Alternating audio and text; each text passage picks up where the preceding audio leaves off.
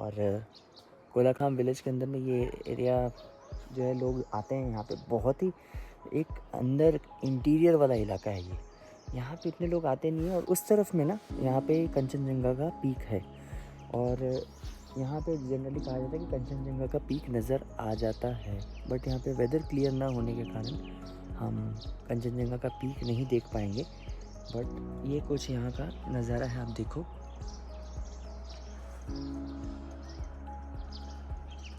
वो एरिया पूरा जो है ऋषभ है। हम वहाँ जाने वाले थे। अभी यहाँ सनराइज़ हुआ है, लगभग 6 बजे के आसपास का समय है, और हम ऋषभ नहीं जा पाएंगे क्योंकि यहाँ से वहाँ जाने में ही हमें लगभग 1.5 घंटे लगेंगे, और हमें बहुत कुछ कवर करना है। जितना हमने देखा यहाँ पे हमें ठीक ठाक नज़र आ रहा है, और ज़्यादा कुछ करने का मन नहीं हो रहा है।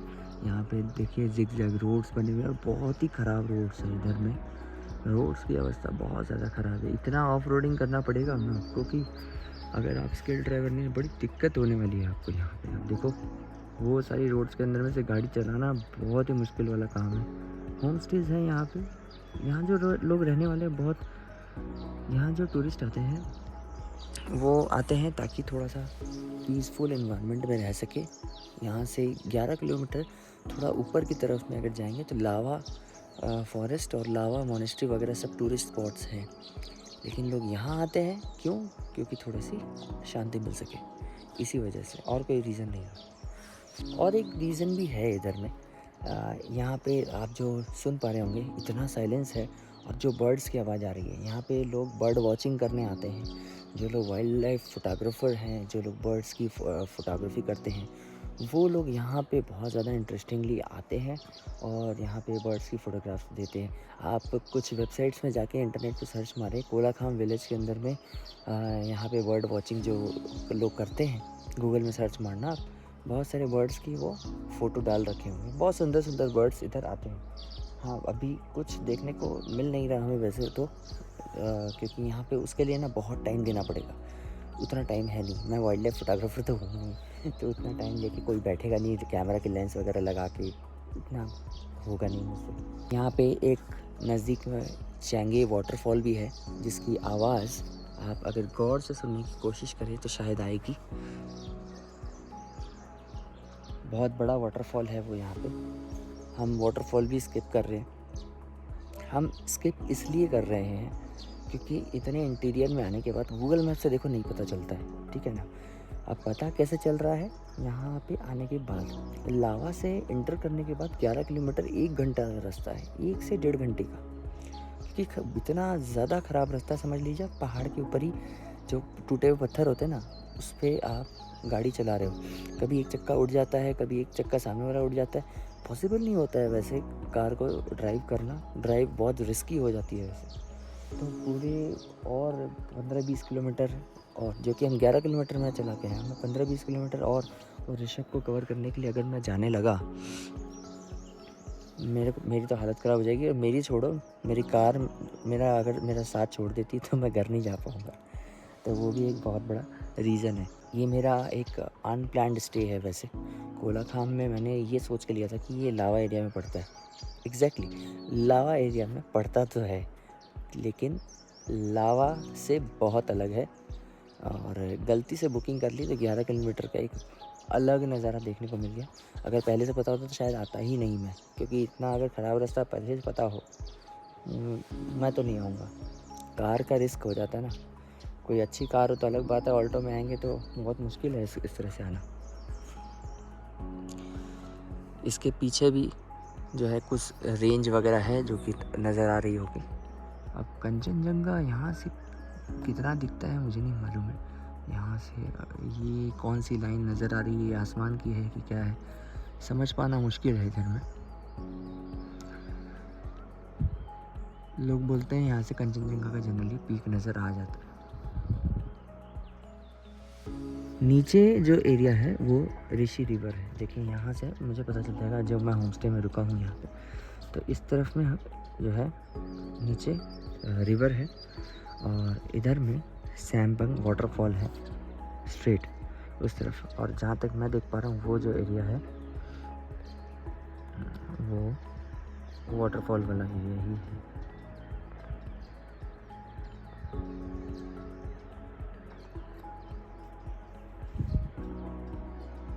बर्ड्स को ढूंढना यहाँ एक बहुत बड़ा टास्क है। अब जो लोग वाइल्ड लाइफ फोटोग्राफी करते हैं उनके लिए तो हो सकता है थोड़ा इजी हो, और वो लोग काफ़ी कंसंट्रेशन के साथ बैठते हैं। इतने अलग अलग बर्ड्स की आवाज़ आ रही है यहाँ पे कि मुश्किल है पता लगाना है कहाँ पे अब वो सारे बर्ड्स। एग्जैक्टली उड़ते हुए तो नज़र आएंगे नहीं, कहीं बैठे हैं पेड़ पे, वहाँ से आवाज़ कर रहे हैं। अलग अलग डिफरेंट काइंड की वॉइसेस आपको सुननी पड़ेगी बर्ड्स। बहुत तरीके के शायद बर्ड हैं। वो शायद एक उड़ते हुए तो वहाँ गया तो वो नज़र आया। बहुत तरीके के बर्ड्स हैं इधर में। और ये एक होम स्टे है। होम स्टे बोल सकते हैं या एक होटल ही बोल सकते हैं, क्योंकि होम स्टे में जनरली लोग रहते हैं, जो लोग यहाँ पे खुद का घर होता है और वो होम स्टे बना के रहते हैं। बट ये जस्ट लाइक एक होटल है, आपको सर्विस पूरी होटल लाइक मिलेगी। और मेरे हिसाब से ये बेस्ट होम स्टे है। इसका नाम है the Himalayan retreat, Kolakham Neora valley में जो ये होम स्टे है। और ये मेरे हिसाब से बेस्ट है ना। इसका जो भी आप फैसिलिटीज़ यहाँ मिल रही है इस एरिया के अकॉर्डिंग बहुत ही बेस्ट है। इतनी जनरली आपको जो सिटी के अंदर में एक होटल होता है अफोर्डेबल रेट में मिलना मुश्किल है। ये लोग जो प्रोवाइड कर रहे हैं इस एरिया के हिसाब से एकदम बेस्ट है मेरे हिसाब से। तो अगर कभी आना हो तो आप यहाँ पे स्टे कर सकते हो। और थोड़ा सा आउटस्कर्ट में अगर आपको स्टे करना है तो वहाँ पे जो ऑप्शंस आपको नज़र आ रहे हैं पास में, वो और ज़्यादा एकदम ऑफ बीट हो जाएंगे। वहाँ जाके भी आप लोग रह सकते हैं। वहाँ लोगों के घर वगैरह भी बने हुए थोड़े बहुत।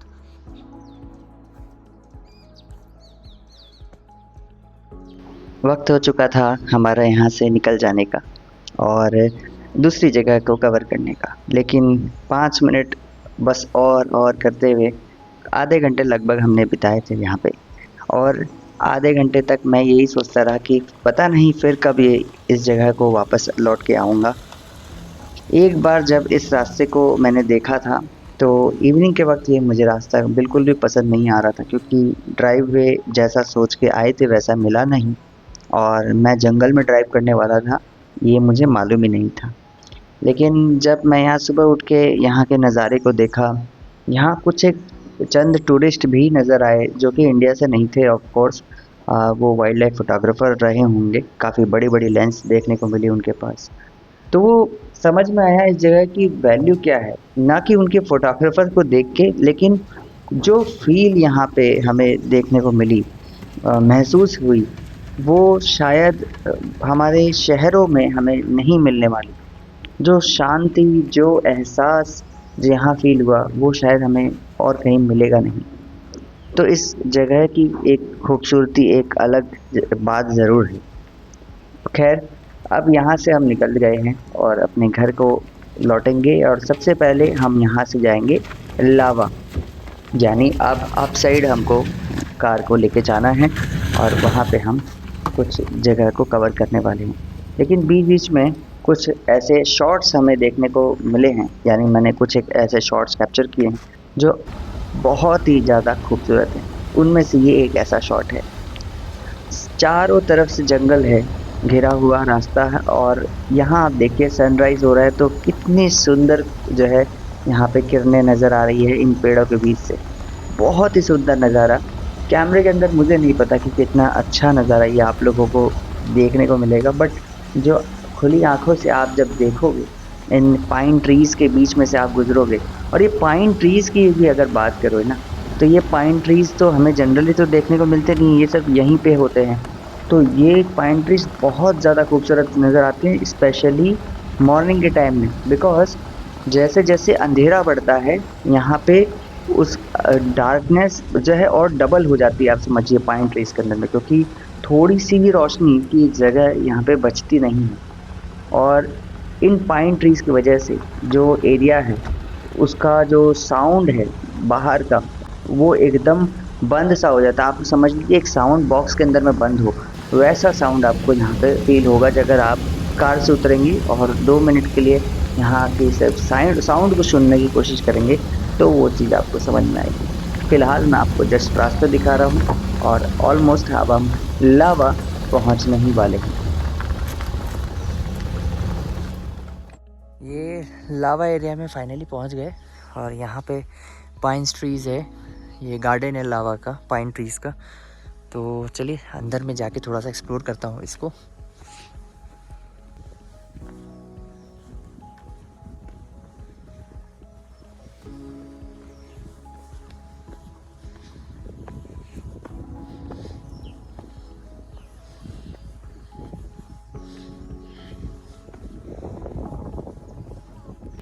ऊपर इतना तो चढ़ गए, लेकिन अब यहाँ से थोड़ा सा टफ़ है, इस एरिया से थोड़ा सा टफ़ हो जाता है, क्योंकि अब आपको पूरा चलते हुए जाना है। एकदम स्टीप एरियाज़ है, स्लिपरी भी है थोड़ा थोड़ा यहाँ पे, और गड्ढे भी है, क्योंकि है तो अल्टीमेटली जंगल वाला ही एरिया ना ये।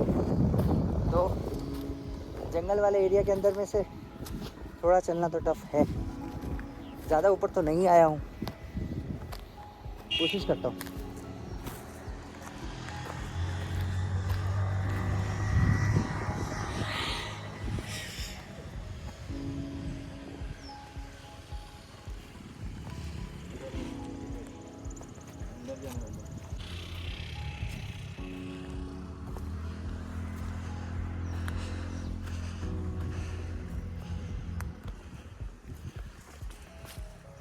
अब इसमें सांप बिच्छू अगर कुछ होगा तो पता नहीं।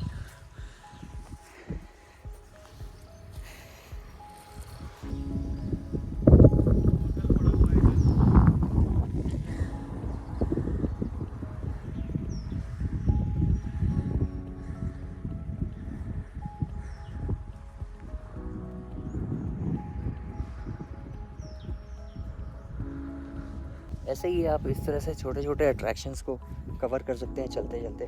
खुद की गाड़ी में आने का यही एक तो फ़ायदा होता है। टूरिस्ट टैक्सी में आएंगे तो बार बार रोक नहीं पाएंगे।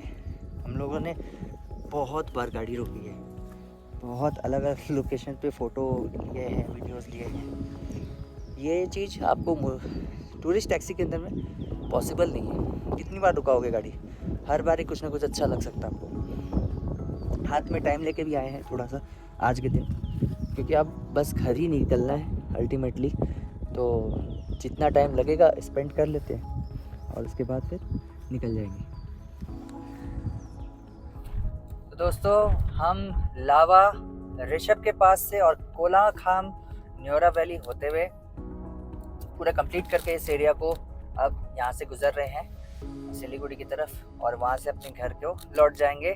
तो ये ट्रिप हमारी एक अलग एडवेंचरस ट्रिप हो गई। कई जगह हमने प्लान नहीं किया था, उसके अनप्लान्ड तरीके से हुआ, जो कि हमारे हर ट्रिप में कुछ ना कुछ अनप्लान्ड होता ही है, और इस ट्रिप में भी कुछ अनप्लान्ड हुआ। बट इसमें एक चीज़ अच्छी थी कि हमने होटल्स इस बार ले रखे थे, और इसके अंदर में हमारे नींद के अंदर में कोई प्रॉब्लम नहीं हुई। पहले दिन खाली थोड़ी थकावट हुई थी, बट वो थकावट भी दूर हो गई, क्योंकि हमें इतना अच्छा नज़ारा वहाँ पे देखने को मिला है। क्या बोलते हैं, मिरिक के अंदर में नेपाल बॉर्डर कवर कर लिया हमने। तो बहुत कुछ हमने कवर किया इस ट्रिप का। इस वीडियो को मैं अभी आपको क्या बताना चाह रहा हूँ, मेरा मोटिव ये है कि आप अगर इधर आओगे, अगर इस आउटर एरिया को आपको एक्सप्लोर करना है, अपनी फैमिली के साथ करना है, तो थोड़ा टाइम लेके आना और यहाँ आके टाइम स्पेंड करना। अगर दार्जिलिंग ही आना है, मिरिक ही घूमना है, तब तो आप नॉर्मली जैसे बाकी टूरिस्ट आते हैं वैसे आप कर सकते हो, लेकिन ये थोड़ा सा ऑफ बीट पड़ जाता है। कोलाखाम का स्पेशली जो रास्ता है वो तो 45 मिनट शायद दिखाता है कि 10 किलोमीटर के लिए शायद। हाँ, बहुत ही खराब रास्ता है, तो वो सोच करके आइएगा आप लोग। 10 किलोमीटर का रास्ता अगर 40 मिनट लग जाता है तो आप सोच ही सकते हो। 40 मिनट तो मैं मतलब कम पकड़ के बोल रहा हूँ, लग जाएगा। और अंदर जो लोग बैठेंगे उनको कितना आदत है इस चीज़ का, क्योंकि पूरा शरीर हिला देगा। कुछ जगह तो बहुत डरावना लगेगा। हाँ, अंदर में एकदम बहुत बढ़िया बढ़िया व्यूज़ भी हैं, मतलब once in a life time type का व्यू है। अगर आप लोग वो टाइमिंग करके निकल सकते हैं, तो जैसे कि हम लोग सुबह का टाइम में एकदम निकले थे, तो सनराइज पाइन फॉरेस्ट के अंदर से दिख रहे थे हम लोगों को। तो एक मतलब अलग ही टाइप का व्यू था, जो बहुत ही मतलब देखने में आपको बहुत सुकून मिलेगा। देखिए, बहुत बढ़िया वाला व्यू है। जो कि आप ऐसे ही अंधेरे में जाओगे पाइन फॉरेस्ट के बीच में, वो दिखेगा नहीं। तो ये सफ़र फिलहाल हम यहाँ से पहाड़ों के ऊपर से एंड कर रहे हैं और जर्नी कंटिन्यू रहेगी, क्योंकि कुछ ना कुछ तो हमारी ट्रिप होती रहनी चाहिए, राइट। लाइफ के अंदर में कुछ ना कुछ ट्रिप आप करते रहो, एंजॉय करते रहो, व्यूज़ देखते रहो। लाइफ बहुत शॉर्ट है तो उसे एंजॉय करिए, उसे छोड़िए मत। ये मैं पहले नहीं समझता था, तो मैं आपसे यही गुजारिश करूंगा कि जितने हो सके आसपास के एरियाज़ को एक्सप्लोर करने की कोशिश करिए। बहुत ज़्यादा दूर जाने की ज़रूरत नहीं, हम वेस्ट बंगाल में ही रहते हैं और वेस्ट बंगाल के अंदर में ही इतनी सारी एरियाज़ है, ये हमें कभी पता ही नहीं था। मैं आपको सच बता रहा हूँ, वेस्ट बंगाल के अंदर आके ऐसा लग नहीं रहा कि मैं वेस्ट बंगाल के अंदर हूँ। यहाँ पे कोई लोग बंगाली स्पीकिंग लोग नहीं है, कोई यहाँ पे नहीं बोलता है, नहीं यहाँ पे मेरे को देखने को मिली एक भी राइटिंग लेटर के अंदर में बंगाली लिखी हुई कहीं पे। सब नेपाली बोलते हैं यहाँ पे, तो बिल्कुल अलग एरिया है और मैं चाहूँगा कि आप ज़रूर एक्सप्लोर करो वेस्ट बंगाल को। स्पेशली वेस्ट बंगाल मेरा टारगेट है, क्योंकि मैं और भी कुछ एक एरियाज़ जो है अभी बच रहे हैं, ये पहाड़ के नहीं लैंड वाले एरियाज़ हैं, तो मैं उसको भी कवर करना चाहता हूँ। कब कर पाऊँगा नहीं पता, बट मेरा टारगेट है वो मैं ज़रूर फुलफ़िल करूँगा। तो इसी नोट के साथ पहाड़ की ट्रिप कंप्लीट करते हैं। एक छोटा सा आपको मैं वीडियो दिखाऊंगा जो घर की तरफ जा रहा हूँ, एक रोड ट्रिप का। तब तक आप उसे एंजॉय करिए और फिर मिलते हैं हम अपनी नेक्स्ट ट्रिप में। एक और छोटी सी बात ऐड करना चाहूँगा। आप जब भी कार ड्राइव करते हैं तो देखिएगा कि आप जब शहर में गाड़ी चलाते होंगे और अगर आप अपनी गाड़ी को हाईवे पे लेके जाते होंगे तो देयर इज़ बिग डिफरेंस। वो डिफरेंस ये है कि आप जब भी यहाँ ऐसे रास्तों में गाड़ी चलाएंगे, वो जो रोड ट्रिप का फ़ील है वो आपको कभी मिल ही नहीं सकता। वो कार की जो फ़ील है ना, वो आपको सिर्फ हाईवे पे मिल सकती है, वो शहर के अंदर में ट्रैफिक जैम के अंदर आपको नहीं मिलने वाली। तो अगर आप कभी ट्रिप नहीं करते तो मैं आपको बोलूँगा एटलीस्ट 1 से 2 बार ट्रिप ज़रूर कीजिएगा अपनी कार में बाहर।